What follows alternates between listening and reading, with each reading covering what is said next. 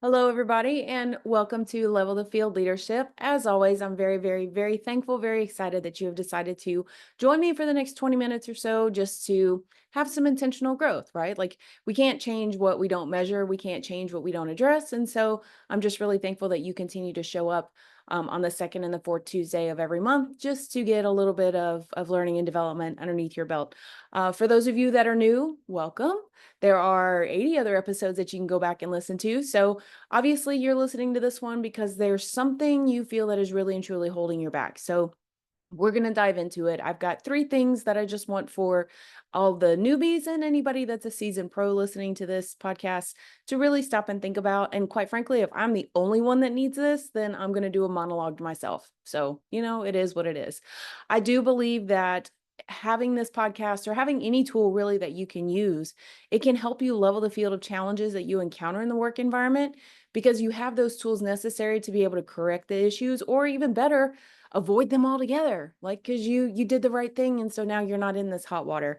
I do believe that workplace burnout is very real, and anything that we can do to reduce burnout and fatigue in our leadership role will ultimately positively impact our team, it'll impact us, and it just permeates throughout the entire organization, which is super, super important.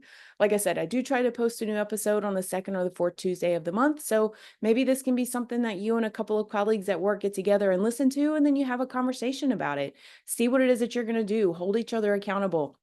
We need to have these accountability groups with the people that we work with because if nobody knows that you're trying to change or do something differently, then you're not really as committed to it as if you kept it all to yourself. So you really want to have some skin in the game, share it with other people, and all of you can work to improve together. Even if you only focus on one thing a month, by the end of the year, you will have improved upon 12 different things. And imagine what kind of a leader you can be differently a year from now if you just focus on that one thing a month. I do want to take a quick moment. If you are returning, thank you so much for coming back. Please make sure that you do subscribe, that you comment, that you share this with other people. You can tag me in any of your posts, any of your learning experiences. Every time you leave a comment or you write a review, it does help, and it helps other people to be able to find this information. So I don't think that we should go through leadership development alone. And if you're watching this on YouTube, welcome to my office. Here at home, nothing too schmancy, and I'm actually recording this at a different time than what I normally do. What can I say? The weekend got away from me. It is what it is. But anyways, if you are more of a visual learner and you want to see the hand gestures that I'm currently doing right now, then feel free to tune in on YouTube. But I do think that growth is important. So let's get down to it. As many of you know, I do like to base each episode off of a particular scripture, maybe something that I'm dealing with or something that's going on in my own world. So for today, I've wanted to focus on John 15:5. It says, I am the vine, you are the branches. If you remain in me and I in you, you will bear much fruit. Apart from me, you can do nothing. And I think that this is really profound from a leadership standpoint. I mean, from a faith-based standpoint, this isn't necessarily what Jesus was talking about.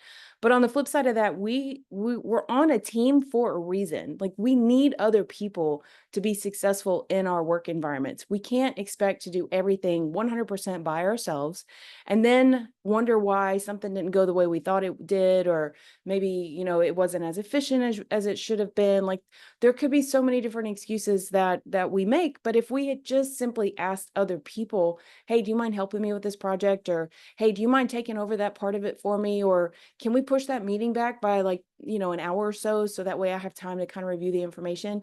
Like we've got to really be plugged into one another. And that's all about building those interpersonal skills and just connecting with people and taking the time to connect because we really and truly are connected to a vine. We're not just individual leaves like hanging out. What happens whenever a leaf dies? It falls off the tree. I don't want any of you falling off of the tree. So let's stay plugged in. So let's talk about some things that might be holding you back as a leader. So I do have a lot of people that tell me that they want to be a better leader, but they do feel like there's something that's holding them back. Like they feel like they've plateaued and they're not 100% sure what they can do to take that next step. So some people know what's holding them back. they have no succession plan in the workplace. Maybe you don't have the education that you need or a certain certification to get the position that you want. And all of these are legitimate reasons for why you're not in a leadership position that you want to be in. So I'm not discrediting that at all. If you need to go get that degree, go get that certification, just spend a little bit more time gaining experience, then by all means do those things. But for those of you who are in a quote unquote leadership position, which by the way, I've said it before, I will say it again, you do not need to have a title to be a leader. But if you are in a position where you do have to oversee people that are on your team, and you've got to make sure that they're, working together and that there's workplace motivation, you have to do an evaluation on their performance, et cetera, et cetera, et cetera.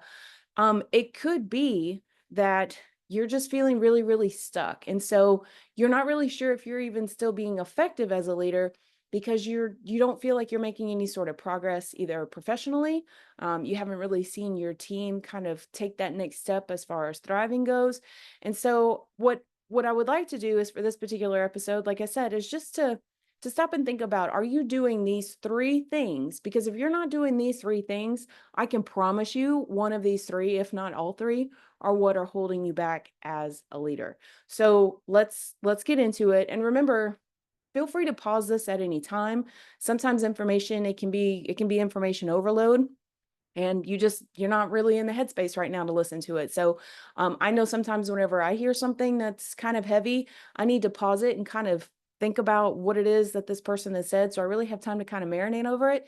And then I can go back to what they were saying and then go from there. So I hope that you got to utilize that. I mean, isn't technology fabulous? I mean, God, the things that we're able to do, I just think it's great. Okay.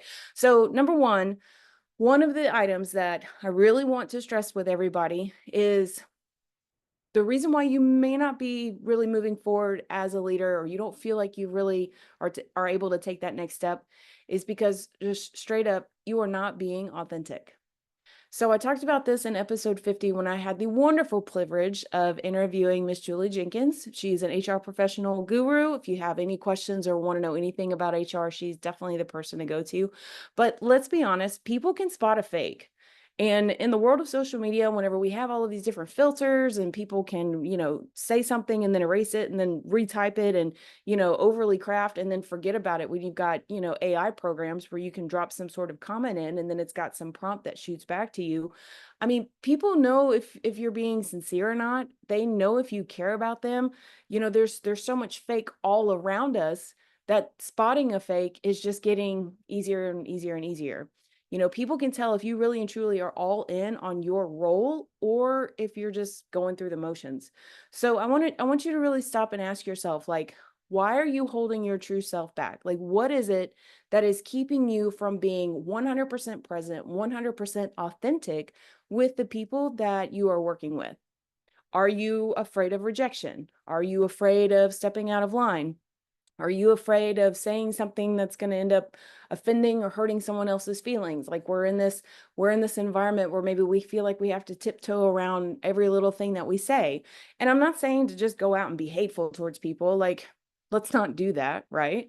But if you're worried about being fully authentic and fully transparent about who you are and what you believe and what your principles are, like I said, people can spot a fake, and there's no reason for us to be chameleons. Like, there's a beautiful thing in having diversity in the work environment, of having diverse thought, of having just diverse humans. And so, why would we not want to be 100% authentic? Now, I will say this, as a leader, you are not going to please everybody.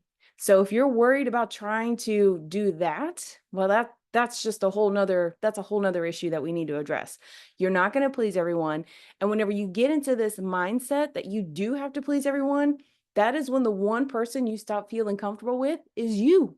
And if you're not comfortable, you're not being authentic. People can see that you're not being authentic. Do you see why this is a negative rabbit hole? So at the end of the day, you have to be happy with you. You have to be willing to look at the mirror and face the person that is staring back at you.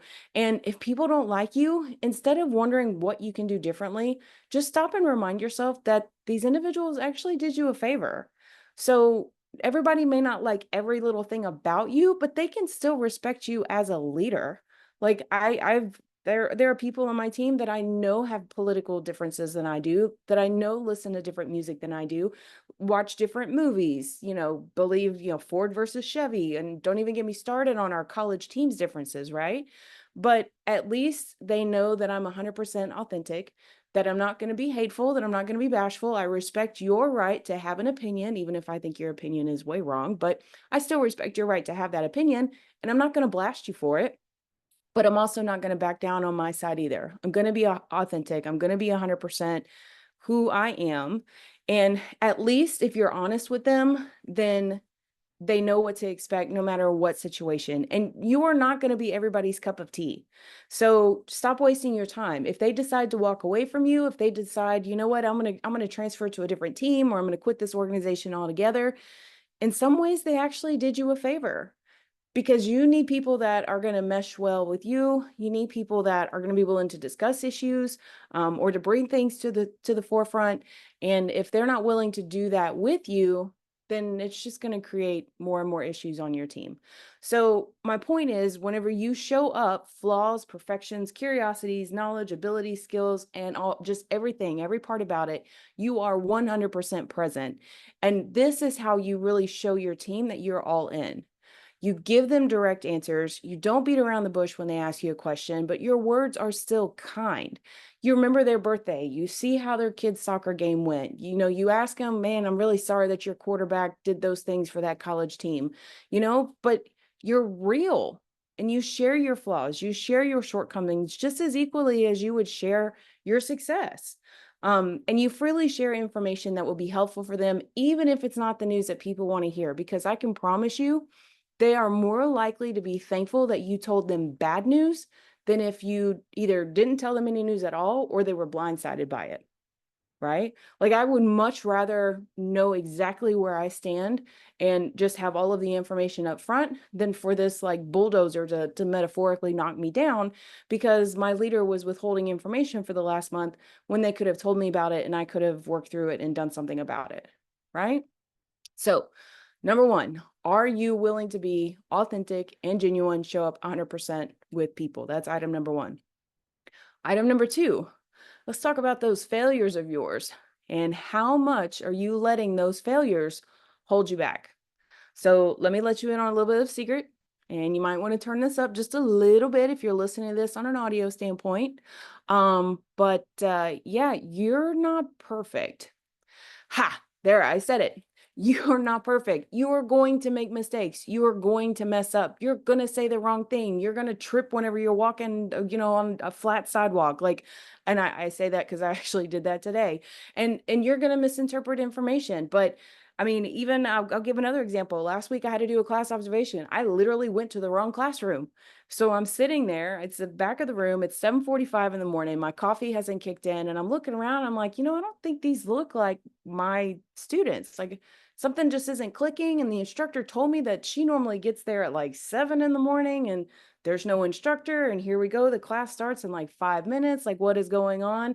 And then right there, there's another instructor that I'd never seen before. She walked in, I immediately stood up, and she was like, "Oh, you're in the wrong class?" I was like, "Yes, I am." And she said, "Well, you're more than welcome to stay." And I said, "Well, maybe next time." And I just walked out. Now, let me tell you, Rachel, 10, 15, maybe even 20 years ago, I would have beat myself up about that the entire day. Like, literally, I would have just like, "Oh my gosh, I can't believe I did that. That was so embarrassing. How incompetent must I be to not even know what freaking room I'm supposed to go to?" But now, okay, so what? I went into the wrong room. Big deal. It's actually kind of funny. It was 7:45 in the morning. My coffee hadn't kicked in. I'd been up since whatever time. I'm not making excuses for it, but you know what? I got my numbers wrong. I flip-flopped the numbers. And quite frankly, I still made it in time for the observation. I still needed to do what I needed to do for the time that I was there. And I still was able to offer motivation and appreciation to a couple of different faculty while I was on that particular campus that day, because then I had to leave and go to a different campus. I mean, it was a whole thing. But in the past, man, I would have marinated on that for so long and been like, "Oh my gosh, I'm so incompetent. I can't believe I did that. I da da da da da da," and just spiraled. Not anymore. So episode 37, I talked about fear. And I would encourage you to go back and listen to that episode because I really do kind of go into the science behind fear and, talking about your amygdala, which is that little almond shaped thing in your brain that can really call the shots as far as fight and flight goes. And it can lead you astray. So sometimes your amygdala can just like and freak out whenever it really doesn't need to. So I want for you to really stop and ask yourself, okay, what am I afraid of? And is this something really and truly to be afraid of? Or is it something that you've got built up in your mind to make it worse than it actually is?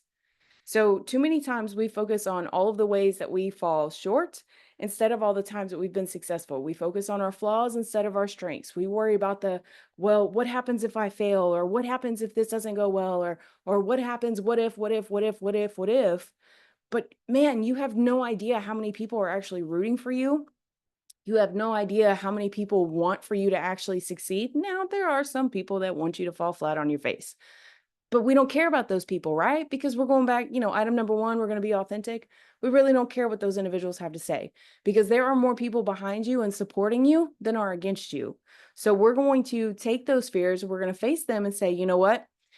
Instead of wondering what happens if I fail, I want for you to ask, well, what could happen if this goes well? And start thinking of those positive opportunities of what could happen if this thing that you're afraid about actually does go in your favor. So, like I said, failure is an opportunity to learn. You do have more people that are cheering you on than you realize. And I can promise you, I will go to the correct classroom like going forward. Like I can tell you right now what room that particular instructor is in. And so I own the mistake, but I've learned from the mistake and I've let it go. It's fine. Like it's going to happen. And if anybody asks me what room she's in, I can tell them with 100% confidence what room she's in because I went to the wrong room and then I had to go to the right room. So failure is an opportunity for learning, but we shouldn't be beating ourselves up just because we made a mistake. Like again, congratulations. Welcome to planet Earth, you human being with flaws and all. All right. So item number one, we have to be authentic. Item number two, we need to face our fears. And then item number three, and this is a big one, you don't believe in the abilities that you've been given. So I want for you to take a moment to go back and listen to episode number 20. In episode 20, I go into a deep dive on imposter syndrome. So you are so focused on thinking that you may or may not be able to do something that you're forgetting all of the times that you did complete that project, that you did receive that promotion, that you did have that meeting with the VP and you didn't spontaneously combust into flames. Paralysis of the analysis is a real thing, and we can overthink something so much that we may miss a moment or miss out on an opportunity that will actually help us in the future. Like I said at the top of this episode, you don't need a title to be a leader. And if you can see something that can and should be done differently, then just freaking do it. Because quite frankly, that's what's gotten you to this point so far. You saw something, you saw it needed to be changed, you took the steps to change it, and now it's different. Why would you not have that continued success going forward? But we have to be very mindful of the fact that we can get in our own way and we can focus again on all the ways that this could go wrong, or they're going to find out about me, or maybe I'm not smart enough, or I'm too old, too young, not educated, overeducated, overqualified, underqualified. Like there's so many reasons that we can say that maybe we're not going to be the right fit for a particular role. But that really and truly does just come back to imposter syndrome. Remember, baby steps are still steps, right? So as long as you keep putting one foot in front of the other, you use your knowledge, you use your skills, you use your abilities that you possess. Don't try to be like somebody else. Remember, we're going to be authentic here. You will be operating in your gifts, and there will be positive outcomes for all of that work. So keep doing you, my friend. Your leadership will shine through, and the people around you, like I said, are supporting you way more than you realize. So I hope that, just kind of talking over these things has given you something to think about, and really stop and ask yourself how it is that you're getting in your own way. I listed or talked about those episodes, and maybe you need to go back and take a listen to some of that. Maybe there's something there that you missed, or you need to look at it again, or just, maybe that's the one thing that you focus on for this month. But think about what you can do differently. right? Like, how can you address it? How can you be different? What would you look like if you changed 12 things throughout the year? One thing a month. What are you going to do differently?